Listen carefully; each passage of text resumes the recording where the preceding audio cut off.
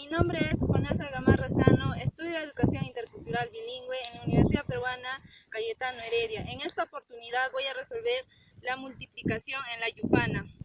Ahora voy a resolver el número 110 por 34. Entonces acá arriba ponemos 0 unidades, una decena y una centena. Abajo ponemos 4 unidades, 1, 2, 3, 4 y 3 decenas, 1, 2, 3. Ahora vamos a multiplicar 4 por 0. 4 veces el 0. 0 más 0 más 0 más 0 igual va a ser 0. Entonces aquí sería 0. Entonces multiplicamos 4 por 1. 4 veces 1. 1. Sumamos 1, 2, 3, 4. Aquí ponemos 4.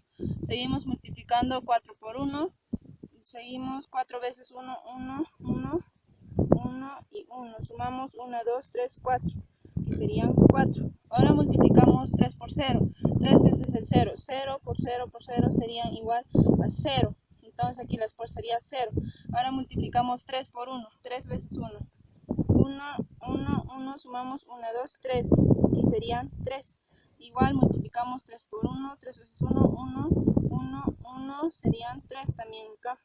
Ahora vamos a sumar. En las unidades serían 0, decenas serían 4, 1, 2, 3, 4, en las centenas serían 1, 2, 3, 4, 5, 6, 7, que serían 3, 1, 2, 3.